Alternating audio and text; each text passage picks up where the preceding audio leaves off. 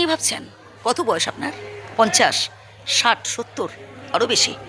আপনার বয়স যদি 50-এর বেশি হয়ে থাকে, আজকের কথাগুলো আপনার জন্য।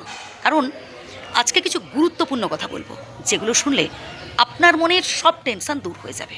তাই প্লিজ শেষ পর্যন্ত শুনুন কথাগুলো।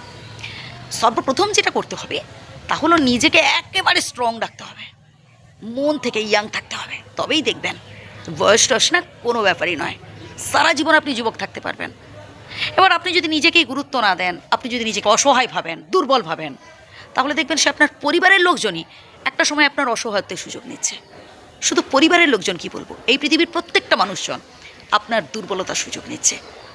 আরে ভাই, পৃথিবীতে যত মানুষ আছে ভাই, প্রত্যেকেই কম বেশি আমরা অভিনয় করে থাকি, বুঝলেন? যতদিন আপনি দিতে পারছেন মানুষটাকে, সে আপনার প্রশংসা করবে, গুণগান গাইবে, বসার জন্য চেয়ার ছেড়ে দেবে।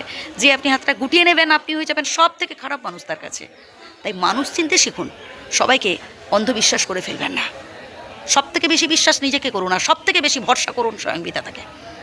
আপনার অর্জিত যা কিছু টাকা পয়সা, বাড়ি গাড়ি, যা কিছু আপনি কষ্ট করে উপার্জন করেছেন, সবটাই নিজের নামে রাখুন। অন্য কাউকে আপনি নমিনি রাখতেই পারেন, কিন্তু যাতে শেষ বয়সে আপনি ভোগ করতে পারেন এই চেষ্টা করবেন। কারণ আমি অনেক বৃদ্ধ বাবা মাকে দেখেছি শেষ বয়সে পথে পথে ভিক্ষে করে খেতে। ছেলেমেয়ে দেখভাল করে না, ধিক্কার জানাই সেই সব ছেলেমেয়েদের, যারা বাবা মায়ের প্রতি সামান্য দায়িত্ব, সামান্য কর্তব্যটুকু পালন করে না। আপনি জ্ঞানী মানুষ, আশা করি বুঝতে পারছেন কি বলতে চাইলাম। তাই নিজের নামে সবটা রাখুন। আপনি দান ধ্যান করুন, কাউকে হাত তুলে দেন, সবই ঠিক আছে, কিন্তু যাতে শেষ বয়সে আপনি নিজে ভোগ করতে পারেন। আরেকটা কথা বলি, বাবা তুমি আমায় ছেড়ে যেও না, তোমায় বড্ড ভরসা করি, তোমায় বড্ড বিশ্বাস করি, এমনটা কাউকে বলতে যাবে না। কারণ যেই মানুষটাকে আপনি অধিক বিশ্বাস করে ফেলবেন আজ, পরবর্তীকালে সেই মানুষটি আপনার সাথে বিশ্বাসঘাতকতা করবে।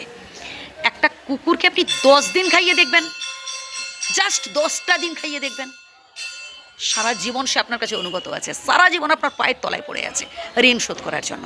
কিন্তু একটা মানুষ না, 10 দিন কি ভাই, 10 বছর খাইয়েও দেখবেন তার মন পাবেন না। ওই যতদিন আপনি দিতে পারছেন, আপনি ভীষণ ভালো তার কাছে। যেই আপনি হাতটা গুটিয়ে নেবেন, আপনি হয়ে যাবেন সব থেকে খারাপ মানুষ। একদম বাস্তবটাই বলছি। তাই নিজেকে ভালোবাসতে হবে, নিজেকে ভালো রাখতে হবে। ওই একটা সময় পরিবারের জন্য কি করেছেন সে নিয়ে এখন তাদের থেকে কতটুকুন কি পাচ্ছেন, এসব কম্পেয়ার করতে যাবেন না।